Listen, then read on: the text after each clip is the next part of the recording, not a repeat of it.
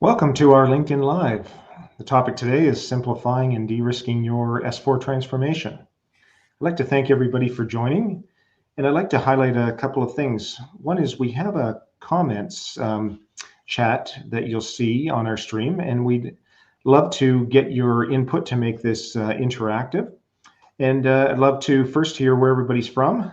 You can just simply add that in, and let's get started.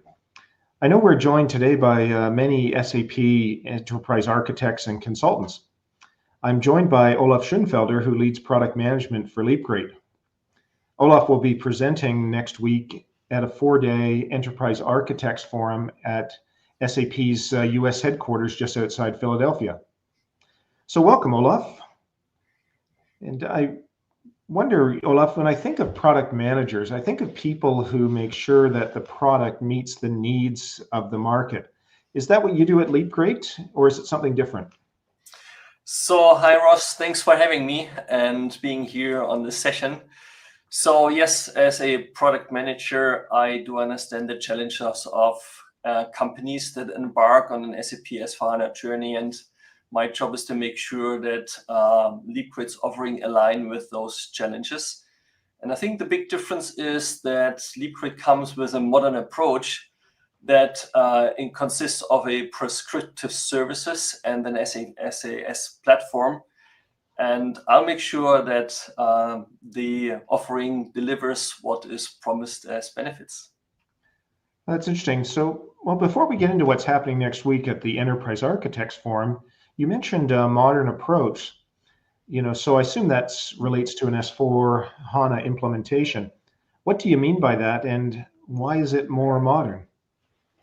So if you look at those companies that are on this journey, I think there are two things you hear most often. The first thing is that people mention that they don't know what they don't know when they're on such a journey and are often handling complex implementations. And the second thing I think is the frustration people have with the little visibility they have of what the outcome will be of such an implementation.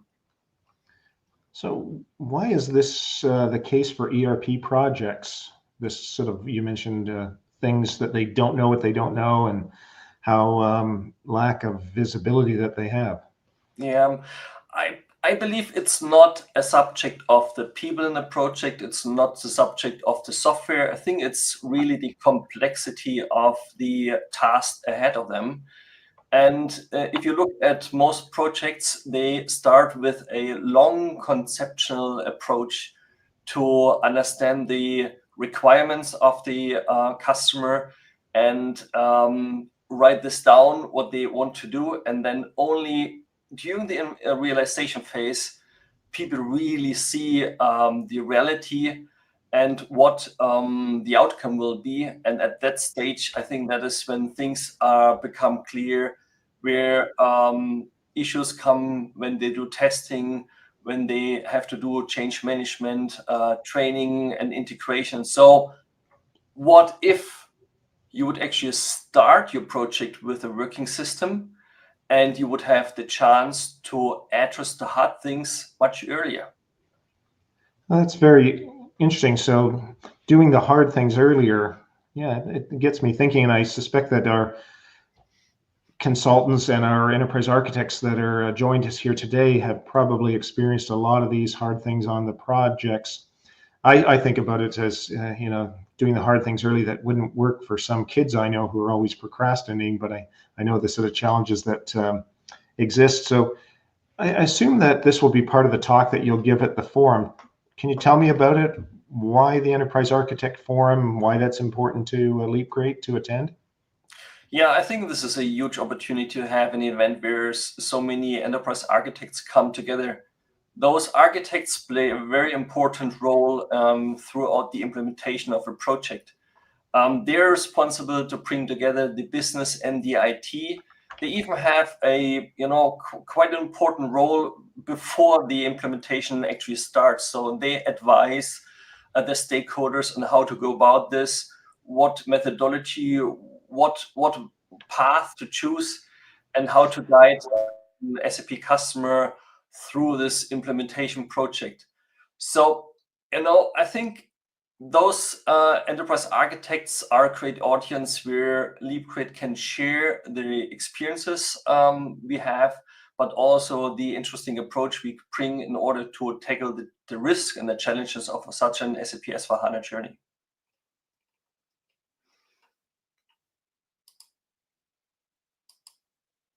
Apologies there. I had put myself on mute briefly by mistake. But so thinking about this forum coming up, Olaf, what do you expect from the event? I mean, first of all, of course, I expect to learn the latest from SAP. There will be a lot of SAP architects sharing the latest on the different tools and the approaches.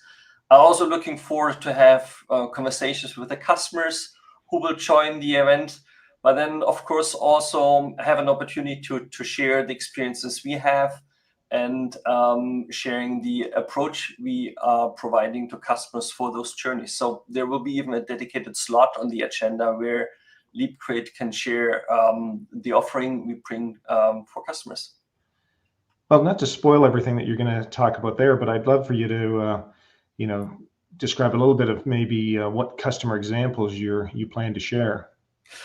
Yeah, I think this is important that this is not just a theoretical exercise. So I have picked some examples we got engaged in. So one is like this large multinational company that has planned rollouts over like a period of 4 years into all their subsidiaries. They actually put in a lot of effort over the last few years in order to prepare this rollout. They have done process mining. They have worked on the right architecture. They looked at especially the integration to non-SAP systems. And when they then ran through the first go lives, they had to deal with a lot of surprises related to integration, surprises to the processes they have set up. And what is really interesting, they put in such a lot of effort. I mean, I think they even spent a 3-digit million amount of money to prepare this first set of go lives, but then had to replan. They had to validate their architecture, and were in a situation they didn't expect it to be in. Yeah, that always surprises me. Like, we've been doing ERP now for 40 years, and for our audience here, which are SAP consultants and enterprise architects, they've probably seen these very familiar things that still keep coming, back up. But it always wonders to me is what's the root cause? Is it the software? Is it the systems integrator, the project team missing knowledge? What would that be? So I think there is a pattern we see over and over again appearing within those projects, and I brought a depiction which illustrates this in a very simple way. So you have your implementation methodology where you have a long conceptual phase to understand the requirements of a customer, where you even use process mining and kind of an archaeology approach to understand what your current system is doing, what processes you are supporting today. And from that, you derive a design for the actual new software. So when you then turn into the realization phase, you have those many workshops and many parallel work streams that tackle the configuration of the system, the testing, the data migration. And only then do you really see the actual reality, and often that ends in surprises. What is sad is that at that point in time, your influence on the design becomes very expensive on the one hand side, but the ability to change your design is becoming smaller and smaller. So at that stage of a project where you have spent most of your time, but even also most of your money, that puts projects in often a very critical situation. So is that's interesting, Olaf, because I remember talking to one other enterprise architects, and he kind of explained to me that one of the challenges is that SAP is a great system, but it was built fully integrated, and it's kind of unforgiving if you don't set it up properly at the beginning. And I guess that's what you're mentioning there with the ability to impact design, and how that, when there's surprises, like on this other folks that spent, sounds like hundreds of millions of dollars, they had to go back and stop and abandon. Yeah. Yeah, I think this is, the projects are using sandbox systems and POC systems to get clarity on how SAP architecture work, how you can support your business processes in that. But those are all isolated exercises, but never being applied to a system that is fully integrated and actually fully working. And this is actually something where LeapGreat can make a difference and can propose a different approach. And I see on this here that you describe about early on the LeapGreat approach, you've got this working system, but I also noticed that you talk about something called I guess it's the project. Is it a working project? What do you mean by that? So LeapGreat proposes an approach where you actually front load your implementation project with a working system. That means there's an implemented S/4HANA system with a lot of SAP best practice processes being activated. And what is very critical to understand, it's also mapped with data coming from the actual customer. So when you go through the system and look at the processes SAP is promoting as an SAP standard, the customer can imagine immediately the business they're in. Plus, LeapGreat not only brings a system, but also a recommendation, a kind of a best practice setup for the tool chain you will need throughout the project. Imagine in a project you have so many different technology requirements where you need to do testing, you need to do data migration, you need to have a project management tool where you monitor all the activities going on. So for an enterprise architect, it's also one of the tasks to make sure that the project is equipped with the right tool sets to deliver a successful project. Yeah, that's I see that. So tying together that working system and the working project together. And I just go back to what you talked about. If you have to be so particular, and now as opposed to demos and POCs, you were talking about using this working system. My experience in talking to people is they would say that normally projects are many months, if not years, before that system is ready to start showing. Can you comment on how you do that so quickly and so much at the front of the project? So LeapGreat has the capability to spin off such a system in a very short period of time. And I'm talking here about 1 to 2 weeks or 2 weeks, where we can activate those best practice processes. We can bring in data we have collected from a customer. So those processes are available in such a system. And then we can front load an implementation project exactly with that. Any examples of that, that maybe customers, just so we can, that our audience can, see it more visually in their minds from a customer example? Yeah, that's a good idea. So just, last year we got engaged with a company that spent, I think, like 9 months with an integrator to define what should the SAP S/4HANA system look like. I think they ended up with a Word document of around 400 pages explaining how the SAP system should be implemented. I think the business people were totally overwhelmed with such information. They have seen once in a while a sandbox system, but based on the paper exercise, they didn't have a good understanding how the system will look like if everything is supported what they need from their business perspective. So it's interesting that you mentioned 400 pages, because in many projects I've seen that's kind of a small set of pages. Sometimes I've seen some folks where they overwhelm it, where it's it's like rooms of paper documenting every process, and then people are scratching their head and are just trying to understand, what am I getting? And how did you change that? So what we did is through a few conversations, we understood what their business is about, what the business model looks like, what is their value chain of the business, and then we activated an S/4HANA system with those processes that are relevant to this company. We equipped the system with a few sample information, what are their customers, their suppliers, the materials, and so on. So when we then had the first initial system walkthrough, where we are able to show them their business, their processes, and this immediately had reactions among the audience. Maybe I can quickly share my screen to illustrate this in a much better way. So Sure.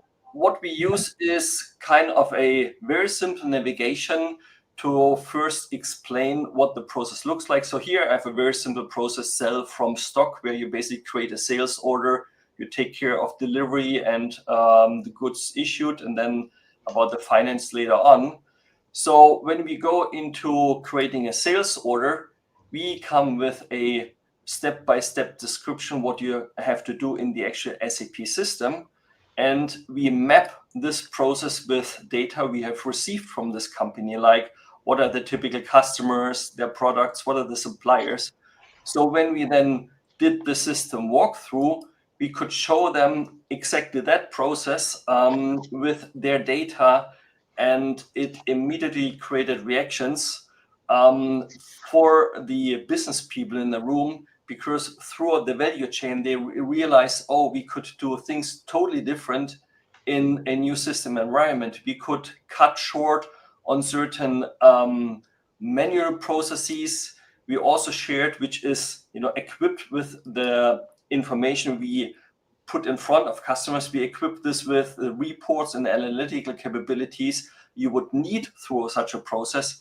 And it was amazing. We had like a 2.5-hour session, and they came up with a lot of ideas what to change in a future setup. It's quite extensive. You must have some secret sauce behind that. Is it somehow powered by AI for you to put together all of this in a system and everything around it in such a short period of time? Not to ask you to give away all the internal secrets, but I assume that there's been some pretty extensive work to make that happen versus just grabbing a few things off the shelf and putting it into a system. So we really leverage the content SAP is providing, and here this is best practice processes being stored in the process navigator of SAP Signavio. We are just leveraging this content. We have put in a little bit of AI automation that we can subtract this content and just put it in this enriched format I just showed. And that enables us to have conversations with the customer, not only on a conceptual phase, but also have a system, a hands-on experience extended to this conversation, and which makes it so much easier for the customer to envision how the business will be supported in the future by the SAP S/4HANA system. Yeah, I'm going to keep asking Olaf questions here, but I'd love to hear your comments if there's specific things that you'd like to know a bit more, especially as Olaf has given you a little bit of a teaser here about the platform and how it sort of approaches things in a more modern way. But I'm curious, Olaf, you had mentioned about at the forum that you were going to talk about specific customers, maybe even have a special guest there that might share some firsthand experiences. I wonder if you could comment about what you're going to be presenting, who's going to be there, and why people should attend.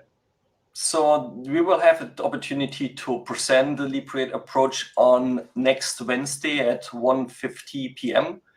I'm glad because I have the opportunity to kick off this presentation with an SAP colleague. Her name is Chrissy Helwig. She's in the middle of a huge S/4HANA implementation project with a German car manufacturer. So when I interviewed her recently, she told me a lot of things, how this project is working. And I just recognize over again the patterns we just discussed at the beginning of the session, Ross. And I'm really glad that she will join me and share some first-hand experiences of a current project, which we can then also take as an advantage for the audience and discuss how you could go about such findings and how to set up a project with the help of LeapGreat. Now, that's seems like I'm hearing a common theme about being late. Maybe that I'd like to go back, if we could, to that sort of first slide for just a minute, because I noticed something about bringing reality and project steps forward. Why is that important? So I think there's so many different aspects in an implementation project. Of course, the processes need to support the business. So working together with the business user is the first exercise you need to do. But throughout the project, you also have a lot of technical aspects. So our proposal is based on a process-centric approach. You are discussing all the different aspects of a process when it comes to integration and interface, when it comes to workflows and reports you might need for a process, even when it comes to aspects like which data you need to migrate from the old system in order to support the business in the future. And then, last but not least, everything around testing.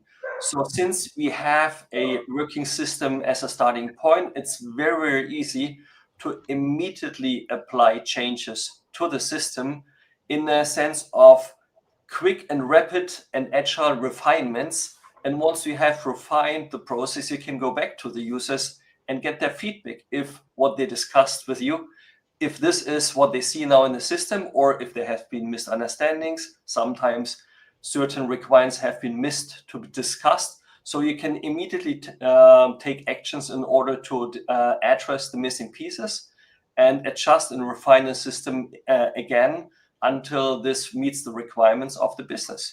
So you really have an opportunity to bring in aspects much, much earlier, especially the hard stuff.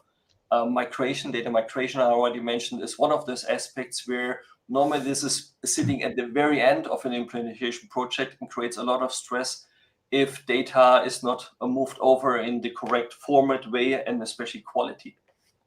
So I'm wondering, when you're talking about doing these things earlier, there's two things that come to my mind. Is one, what's the enterprise architect's role in this? And maybe you could comment on that briefly. And then secondly, I'd love to shift in to talk about, a very active discussion that comes up often, which is, greenfield versus brownfield. So, maybe I'd like to get your perspective on that, but maybe first mention about, the enterprise architect's role. Then I'd love to get your perspective on green versus brown. Yeah. So the enterprise architects basically try to bring together the processes on the one hand side, the different people in the project and the users, but also the technology that comes with the project. So not only the system itself, but also all the different technology you need throughout the implementation project. So it's a huge advantage for an enterprise architect to get such an approach, which helps to bring much more seamlessly those different aspects in the project. Now you also asked me about the green, blue, and brownfield approach. So this is a topic which comes up in each customer conversation. I'm rather sad to hear that it's very strictly separated, green, blue, and brownfield. And I believe, and thanks for bringing this up, I believe there's a huge opportunity for customers to look at this in a different way. Now, typically, and here I brought in the example of the horse carriage, which maybe represents the old system.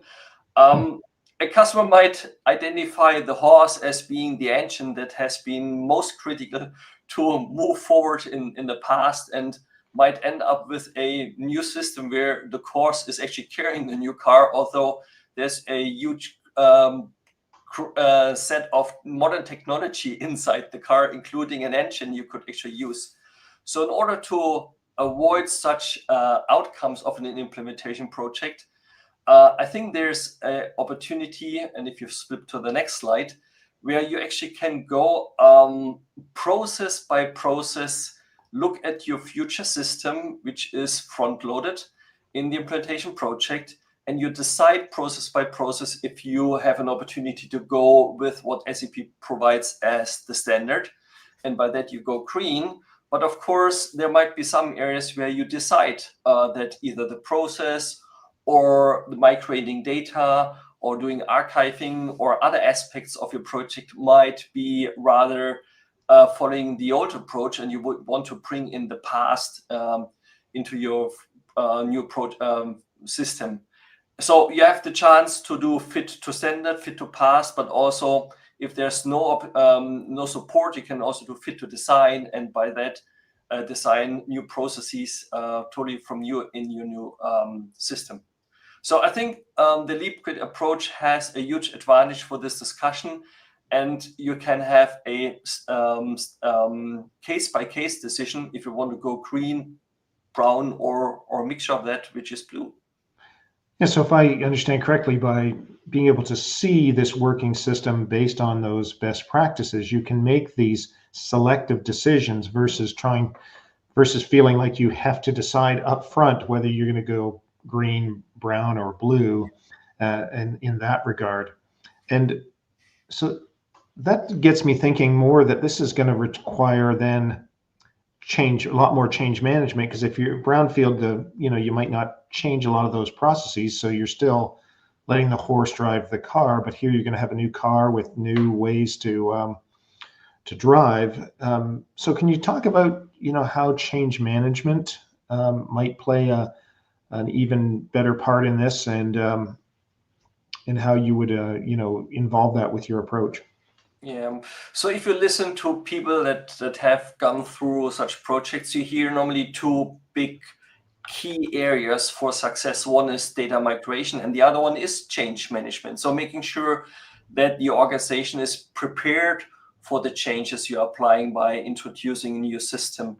So having a system in place and doing the hard things early, you also see much earlier what changes you will apply for the processes, for the integration, for the way people are working within your system, and you can take all those outcomes in order to much better prepare and earlier prepare change management. So just as one aspect of that, a user will have certain responsibility when it comes to processes, and from a technical side will have assigned different business roles in the system. Now, what LeapGreat adds to the conversation is that based on the assigned business roles, you can derive what processes a person would be involved in, what typically the analytical reports are that such a person will have to use in the future or can use in order to fulfill the job. So we can come in with kind of a job description, and for the people taking care of organization change management, we have a great foundation in order to understand those people need certain set of skills in the future, certain training, how to use the system, what are the processes, what are the reports, and what activities you need to provide in order to manage that the organization is prepared to then use the new system. So if I get it here in sort of one place, you can see everything about that role.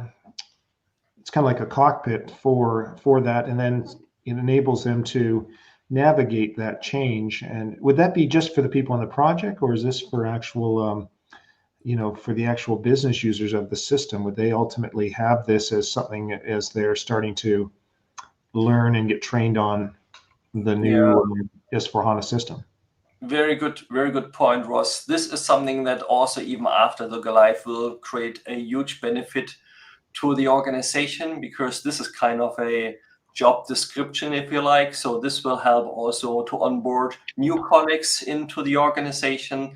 And even when you have issues in certain areas of a system, from that structure, you can easily derive which are the people that are involved in a situation. You might inform them and help them how to do their job if there are issues.